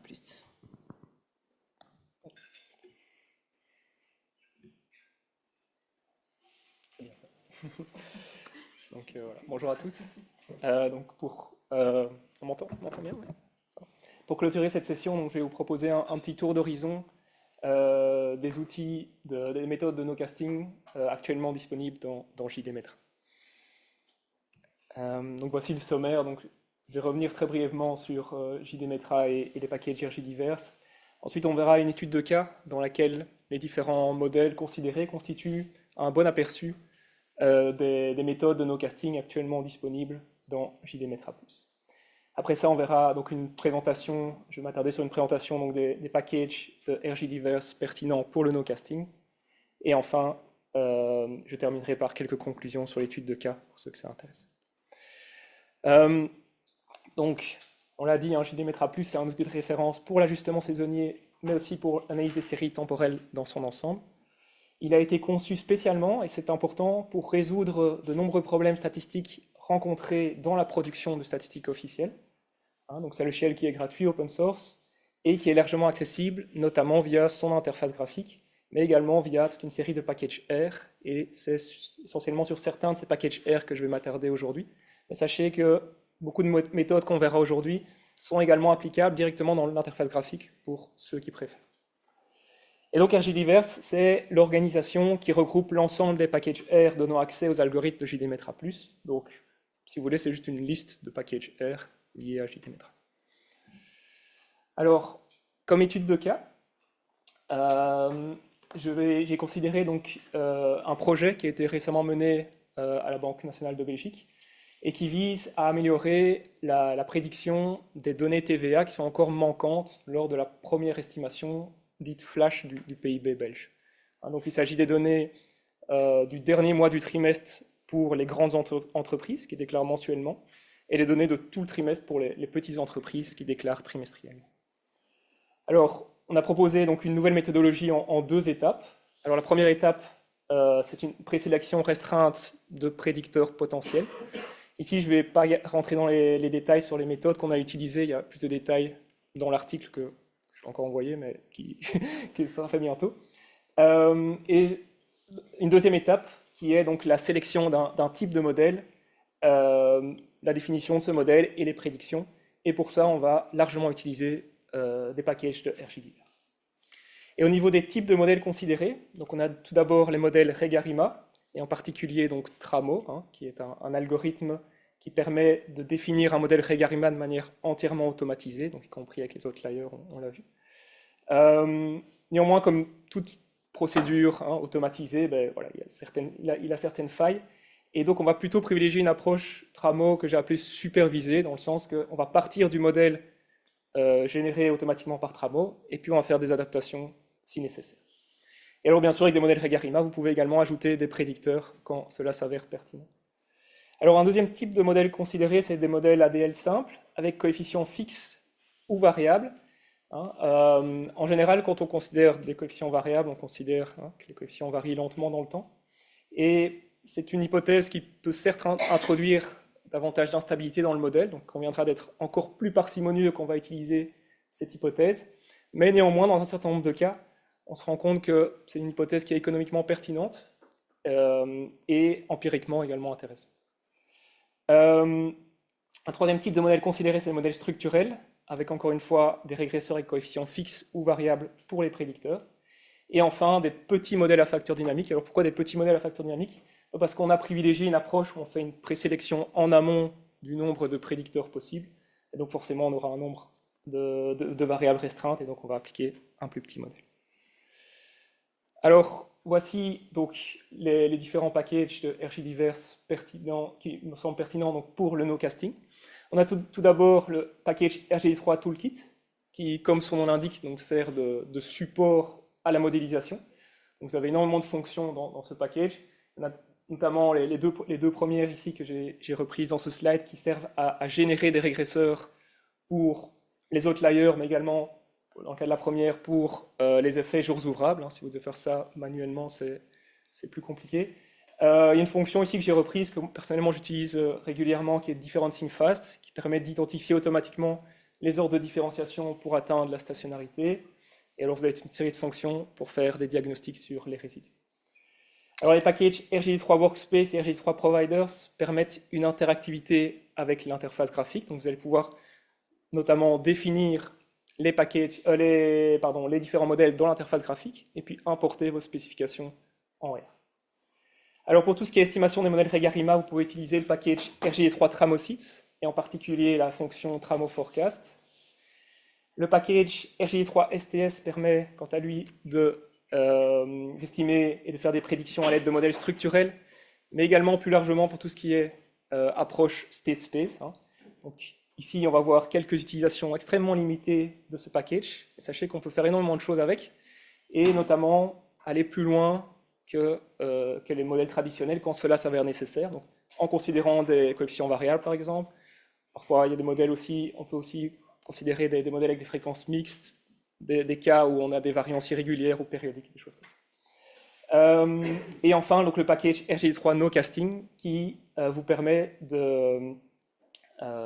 d'estimer et de faire des prédictions à l'aide de modèles à facteurs dynamiques, en sachant ici que, à l'instar des autres packages de RGDivers, donc c'est un package qui est très performant, et donc vous allez pouvoir estimer également, pour ceux que ça intéresse, des modèles qui sont bien plus grands, bien plus complexes que celui qu'on verra par la suite. Alors, pour vous montrer comment estimer, comment faire des prédictions à l'aide des différents types de modèles considérés, j'ai choisi de reprendre chaque fois une bonne partie du code dans le slide, et vous avez à chaque fois un lien vers le code complet sur GitHub. Donc on a d'abord ici pour les modèles Regarima, vous avez donc le code pour faire des prédictions à l'aide de ce type de modèle avec RGD3 Tramosits. Et on voit que dans un premier temps, donc, on va utiliser le package RG3 Toolkit pour définir un calendrier propre à la Belgique, qui servira ensuite à générer donc, les variables de régression liées aux effets jours ouvrables. Ensuite, pour les spécifications, pour définir votre modèle, Oui. Ah oui. Donc pour les spécifications, l'approche est la suivante. Donc on part de spécifications par défaut. Il y en existe 5 ou 6 qui sont documentés dans la documentation générale de JDMetra+. Et puis on va faire des adaptations si nécessaire. Donc ici, c'est des adaptations que j'ai jugées pertinentes dans mon cas, mais également de manière plus générale, par exemple pour tout ce qui est outlier. En général, je préfère garder uniquement tout ce qui est additive outlier et level shift. Alors après, il reste à définir le contexte dans lequel on va mettre le calendrier national, mais également les prédicteurs potentiels si on en a. Et puis, il nous reste à utiliser la fonction Tramo Forecast avec les spécifications définies précédemment. Alors, le code du slide précédent, il est bien si vous souhaitez appliquer des spécifications qui sont générales, qui fonctionnent en général bien sur un grand nombre de séries. Si ce n'est pas le cas et que vous voulez vraiment définir votre modèle de manière plus précise, une approche que j'affectionne personnellement particulièrement, c'est une approche hybride interface graphique R. Donc, dans un premier temps, on va utiliser l'interface graphique, vous avez ici un snapshot, pour définir vos modèles. Et puis, donc, ainsi, vous pourrez profiter dans l'interface graphique de tous les outils d'analyse structurée et surtout visuelle, ainsi que l'interaction. Vous modifiez quelque chose, vous voyez directement l'impact sur les estimations. Et alors, une fois que vous avez défini vos modèles pour chaque série, il suffit de les importer en R. Vous voyez que c'est très facile, ici vous avez tout le code. Vous importez vos spécifications en R, et puis vous appliquez de nouveau la fonction Tramo Forecast. À noter que pour définir mes modèles ici, j'utilise le mode multiprocessing propre à l'ajustement saisonnier dans un but de no casting. Mais voilà, c'est une approche qui est totalement valable puisque l'idée ici, en fait, c'est juste de décrire ma série à l'aide d'un modèle Regarima. Et puis, une fois que c'est fait, je peux effectivement utiliser donc, le modèle estimé pour faire de l'ajustement saisonnier, mais également pour faire des prédictions ou même de la détection d'anomalies.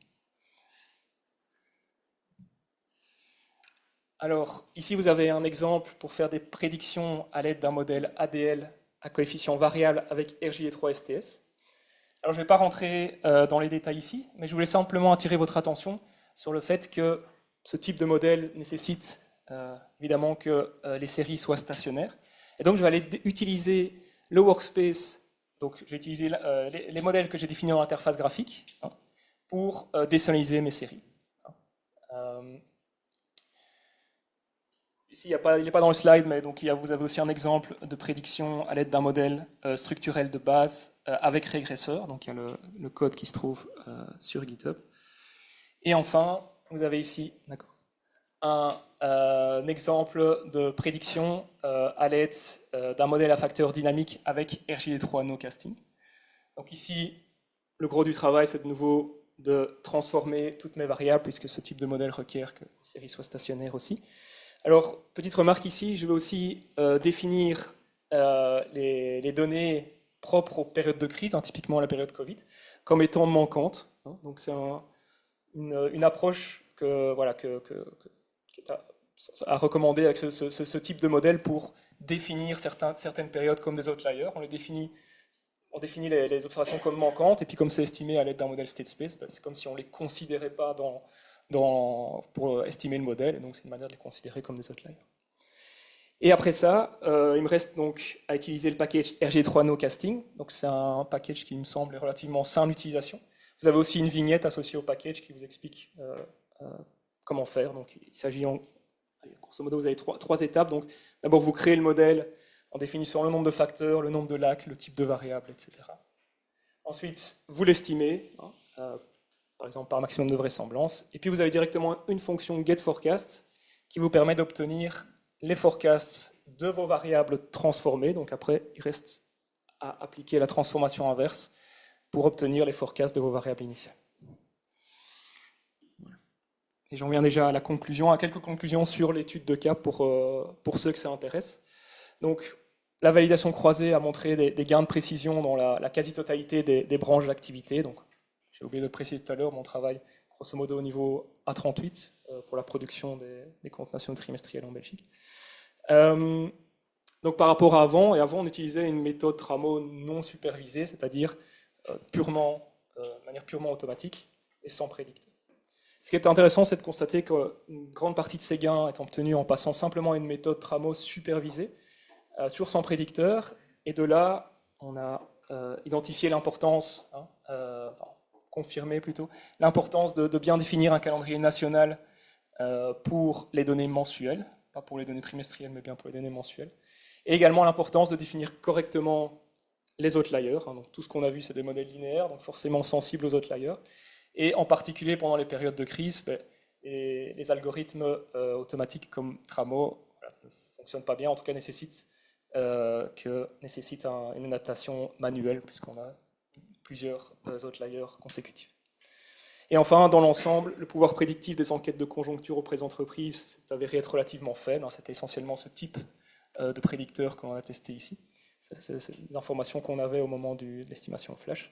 Et toutefois, cela masque des disparités. Donc pour certaines branches, on a des prédicteurs qui sont liés aux enquêtes de conjoncture qui sont pertinents, et d'agréables surprises, comme par exemple la question sur les conditions météorologiques dans le secteur de la construction, qui s'est avéré être un bon prédicteur des données TVA manquantes dans ce secteur-là. Voilà, je vous remercie pour votre attention.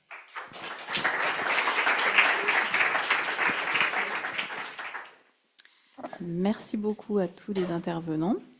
Nous avons donc jusqu'à 15h35, heure de la pause, pour la séance de questions. Donc je vais laisser la parole aux participants sur place, et on a également la possibilité à distance de prendre les questions.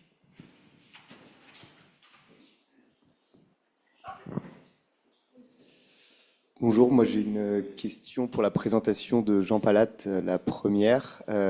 Alors en fait, moi je travaille au SSMSI, donc service statistique du ministère de l'Intérieur, et on cherche à détecter des anomalies, donc ça rentre vraiment dans le cadre un peu d'outlier, je trouve, que vous présentez. Et en fait, on travaille sur des bases administratives journalières, quotidiennes, qui remontent en gros la délinquance, les infractions, le nombre d'infractions journalières. Et on cherche à repérer des anomalies qui peuvent être soit des remontées un peu fallacieuses de nos données, soit des événements, des grands événements, par exemple grands événements sportifs où on a une hausse de la délinquance. On cherche à rechercher au niveau journalier, est-ce qu'on a des anomalies, donc potentiellement des outliers. Et donc je voulais savoir si les fonctions que vous avez développées, on pourrait les utiliser pour pouvoir détecter ça. J'ai compris que du coup, sur les données quotidiennes, X12, c'était pas forcément très bien, mais est-ce que par exemple avec Tramo, on pourrait utiliser quelque chose, ou est-ce que vous pensez que ce serait adapté à notre problématique? Merci. Oui, en fait, c'est déjà disponible. Donc, dans des packages qui étaient mentionné sur les hautes fréquences, donc il y a une modélisation approximative de la série, donc pour enlever la saisonnalité sur tous les effets hebdomadaires. Et après, on va appliquer la méthode de Tramo, comme elle est définie, comme j'en ai parlé. Donc il n'y a aucun souci, et même sur des très longues séries, puisque c'est très performant. Donc si on a une série sur 10 ans, une série journalière, ça passe sans problème.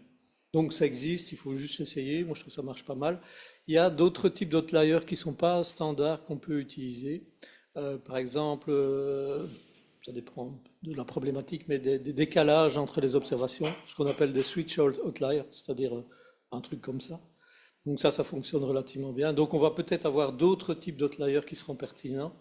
Par exemple, les level shifts seront rarement observables. Donc, il faudra un petit peu s'adapter et donc utiliser ces outliers. Mais c'est possible, ça marche, c'est performant.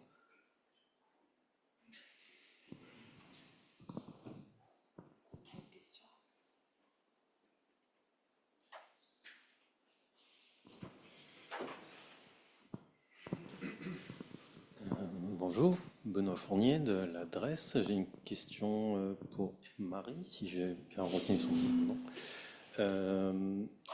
D'abord, peut-être une clarification. Est-ce qu'il y a quand tu parlais des possibilités dans la conclusion de faire des distinctions par région, c'est-à-dire que les travaux, pour l'instant, sont basés sur une série nationale pour les températures et une série nationale pour la consommation, ou c'est déjà disponible par région?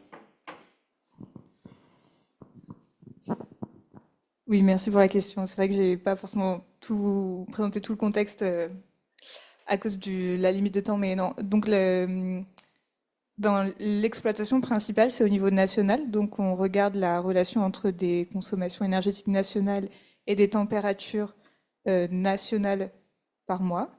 Mais on a fait une annexe où on a comparé des consommations énergétiques au jour le jour pour différentes régions, parce que c'est des données qui sont mises à disposition par Enedis, le distributeur d'électricité, qu'on a comparé avec des données de température au jour le jour par région, qu'on peut obtenir auprès de Météo France.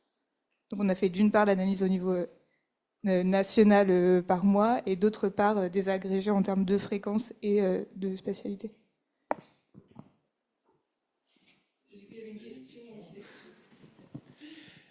Donc, sans remettre en cause la belle base là des travaux, peut-être comme évolution, quand tu mentionnais que tu utilisais le graphique où tu faisais les Camins pour repérer d'éventuelles ruptures de pente, si on utilise peut-être d'autres méthodes que les Camins, on aurait peut-être trouvé d'autres seuils, d'autres ruptures de pente. Et je me demandais si dans la modélisation, on n'aurait pas pu, justement en faisant le T moins T base, on n'aurait pas pu faire une modélisation où on incluait qu'il y avait plusieurs pentes qui existaient.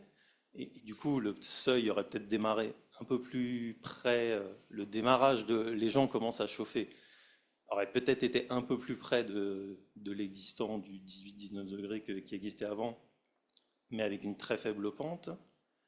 Et ensuite, une autre pente qui se déclenchait peut-être aux alentours des 15 ou un tout petit peu plus bas. Enfin, visuellement, je ne suis pas très fort pour faire des régressions linéaires et des Camins à l'œil, quoi, mais je me disais que c'était peut-être si on incluait dans le modèle qu'on acceptait qu'il y ait plusieurs pentes, ça aurait été plus facile de faire un découpage au niveau de ce graphique.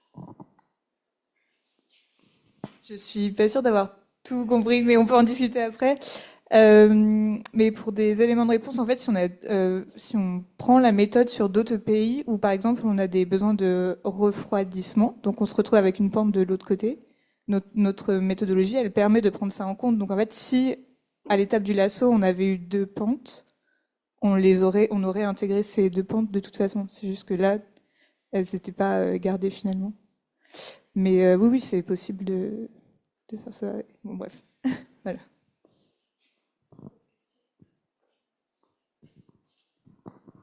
Bonjour, Brian Saint-Hilan de l'ENSAI, pardon.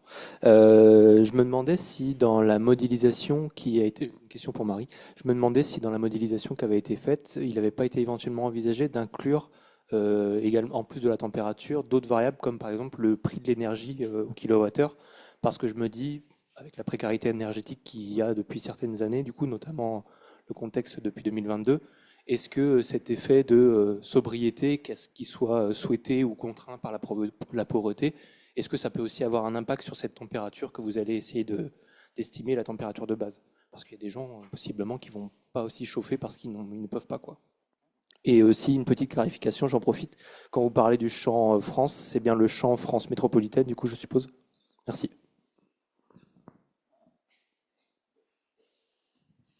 Merci pour la question. Donc c'est bien le champ France métropolitaine, effectivement, mais Corse inclus, enfin métropole avec la Corse évidemment. Et sur la question, en fait, ça c'est quelque chose qu'on veut pas prendre en compte parce que c'est quelque chose que justement on veut étudier d'autre part, mais tout en ayant corrigé par les aspects climatiques. Mais effectivement, c'est une question à laquelle on n'a pas répondu, mais sur laquelle on a beaucoup discuté du coup avec Ronan qui est ici, sur le fait que effectivement, en fait, à plus long terme, cette température de base, elle peut être influencée par les politiques publiques. Mais bon, du coup, c'est une question à laquelle on n'a pas répondu. Mais donc, on voit que sur le très long terme, cette température de base, avant, effectivement, quand on regarde plus au début des années 2000, on trouve bien 18 degrés. Et il semble avoir eu un changement depuis les années 2000 et ça se déplace vers 15 degrés. Donc, notre étude, elle répond pas à pourquoi ce changement a eu lieu. Mais donc la conclusion qu'on a, c'est que pour l'instant, il faut plutôt prendre 15 degrés pour corriger des besoins de chauffage et ensuite dire que tout le reste de la variation, c'est autre chose, notamment les politiques publiques, en termes de prix, d'incitation à la sobriété. Mais il y a effectivement un petit effet feedback loop quoi, sur le fait que les politiques peuvent elles-mêmes influencer cette température de base sur le chauffage. Merci beaucoup.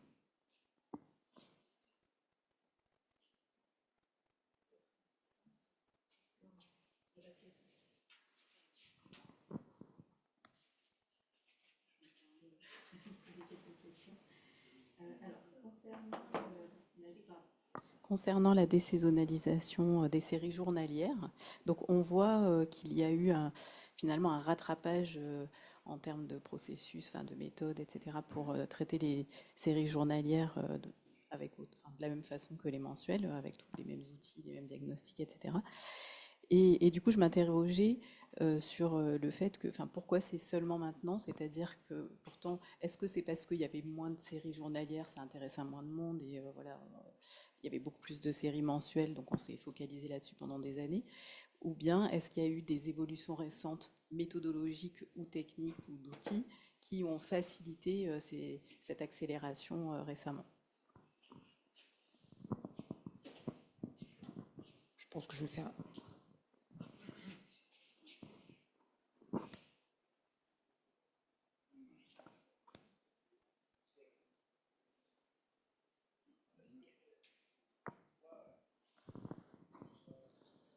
Alors, je pense que je vais faire une toute petite première réponse, puis je vais te laisser les spécialistes de long terme compléter. Jean Palatte. Moi, ce que j'ai vu en regardant un peu les articles, c'est que en tout cas dans la littérature sur les séries temporelles, des embryons d'algorithmes, en tout cas utilisés au niveau universitaire, existent depuis très très longtemps. Il y a les travaux de Kopman, de Harvey sur séries journalières, hebdomadaires, qui sont pour le moins du début des années 90. Voilà, et je pense que c'est la statistique officielle dans l'utilisation et la disponibilité de ces données qui avait un certain retard d'incitation, comme on dirait en économie, qui fait ça. Jean, je ne sais pas ce que tu en penses. Oui, sans aucun doute, la disponibilité des séries, c'est essentiel. Si on n'a pas de séries, on ne sait rien faire. L'autre élément, c'est quand même au niveau software. C'est que, en fait, ça demande beaucoup de processing. Et donc, c'était vraiment, jusqu'à il n'y a pas tellement longtemps, relativement lent. Donc, maintenant, on peut effectivement faire ça de manière beaucoup plus régulière que précédemment. Bon, je pense que c'est l'essentiel.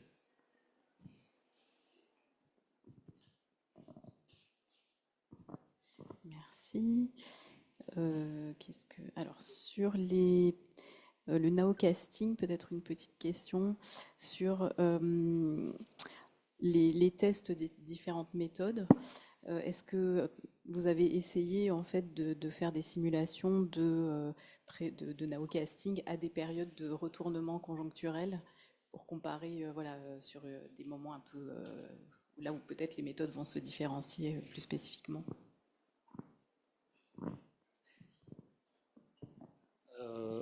Non, justement, j'ai exclu en tout cas les grosses périodes de crise.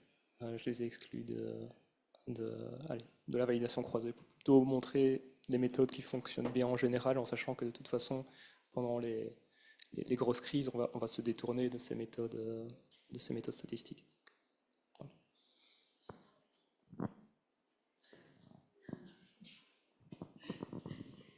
Et alors, ah oui, non, priorité.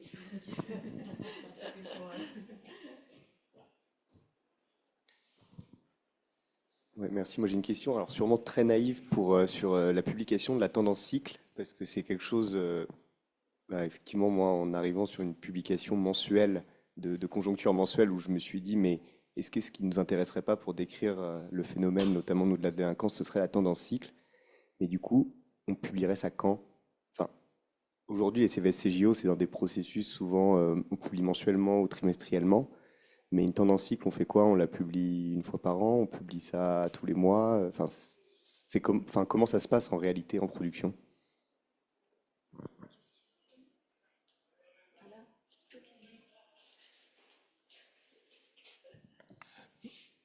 Moi, je ferais ça en même temps. En fait, si ton objectif c'est d'analyser qu'est-ce qui se passe sur le court terme, attendre un an, du coup, ce sera peut-être un peu tard. Et on voit on va dire en termes de complexité derrière, c'est pas très compliqué. On applique juste une moyenne mobile. Bon, il y a juste à faire attention sur les éventuelles révisions en temps réel, mais finalement, Tu peux faire ça en même temps sans trop de difficultés informatiques.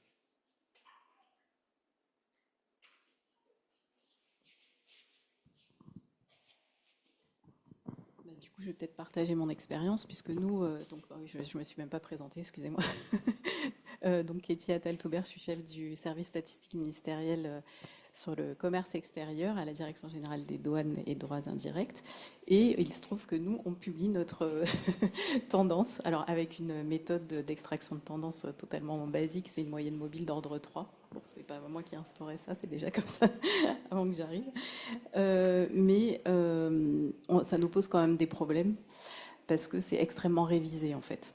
Alors, ce qu'on fait, nous, en fin de série, c'est que, comme on fait donc une moyenne mobile centrée d'ordre 3, quand on arrive à la fin, on ne fait pas une moyenne mobile asymétrique, mais on prévoit le point suivant. Ce qui nous fait... Alors, pourquoi pas, d'ailleurs, il me semble pas que ça a été abordé, parce qu'il me semble qu'immédiatement, on a parlé de moyenne mobile asymétrique à l'extrémité, mais on aurait pu aussi se dire, est-ce que c'est mieux de prévoir les points suivants ou est-ce que c'est mieux la moyenne mobile asymétrique? Enfin, toujours est-il que quand on prévoit le point d'après, on cumule finalement, l'erreur de prévision qui, dans les moments où voilà, la prévision n'est pas de bonne qualité, plus la révision de toute façon qui est liée au fait qu'on fait une tendance qui est quand même de base toujours assez fortement révisée. Et alors du coup, on est vraiment partagé. Enfin, on était presque prêt à faire le chemin inverse, à se dire maintenant, on publie les deux sur le graphique, mais on commente dans les commentaires la moyenne mobile. Et ça nous pose quand même des problèmes parce que, à cause de ces révisions, où on va se contredire un peu d'un mois sur l'autre. Donc finalement, quand on a du bruit, on peut se contredire en disant ça monte et puis le mois d'après ça baisse. Donc finalement, voilà, on décrit des petites fluctuations. Mais inversement, quand on publie la moyenne mobile et qu'on commente la moyenne mobile, on va dire une chose et puis le mois d'après, on va un peu dire son contraire sur le mois d'avant, quoi.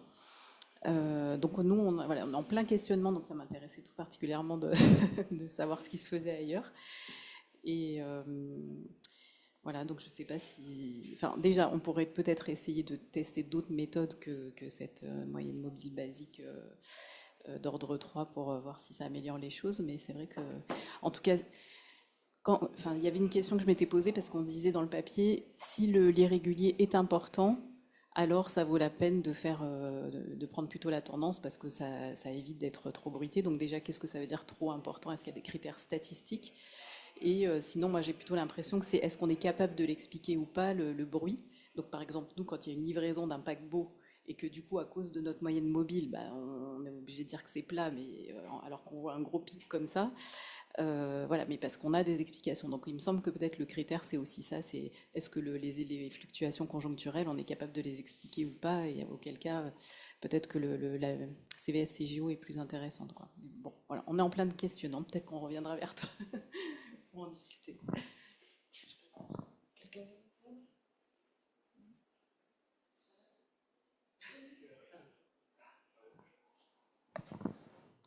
Du coup, merci pour ce retour. J'avais pas en tête que les douanes aussi publiaient une tendance cycle.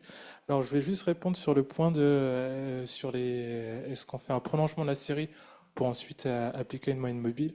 En fait, in fine, ça revient à appliquer une moyenne mobile asymétrique, mais dont on a, on va dire, optimisé les coefficients selon un certain critère. Donc, est-ce que c'est le bon critère? Ça peut dépendre du modèle, ça peut dépendre de plein de choses. Donc, c'est pour ça que ça peut être intéressant, finalement, d'étudier d'autres types, finalement, d'approches. Ça peut donner des meilleurs résultats, comme peut-être pas.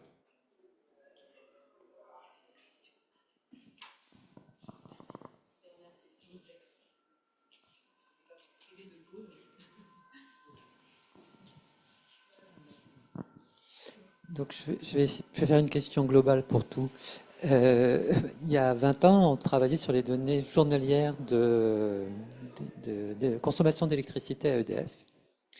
Et donc les variables qui intervenaient, c'était la température, mais c'était aussi la nébulosité, c'était toutes ces données-là qui sont des données importantes et qui ont un impact en particulier en croisement, qui sont saisonnières par rapport aux saisons. C'est-à-dire que quand il fait sombre le matin en hiver, on allume plus tôt, des choses comme ça. Donc la nébulosité est importante. Après, dans la modélisation de données journalières, Moi, j'ai une question, c'est que les modèles qui sont présentés et utilisés, c'est des modèles qui introduisent beaucoup de racines unitaires. Implicitement, on a plein de racines unitaires sur ces décompositions-là. Donc, on a des séries temporelles qui sont supposées cumuler une variabilité qui croît exponentiellement, pas linéairement, avec le temps dans chacune des fréquences. Et je ne sais pas si c'est ce qu'on observe dans les données, et je me pose la question de est-ce qu'il ne faut pas être plus parcimonieux dans la modélisation des parties AR de l'ARIMA qui est utilisée dans la représentation.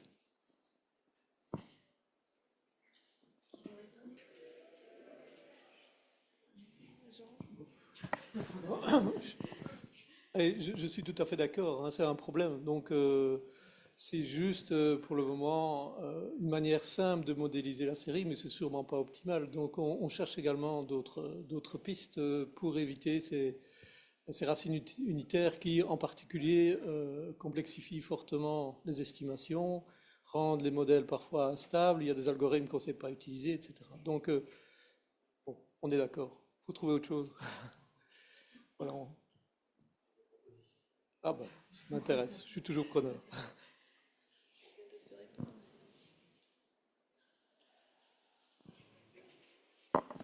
Merci beaucoup donc, pour les questions et les réponses. Et bonne pause et bonne continuation de colloque.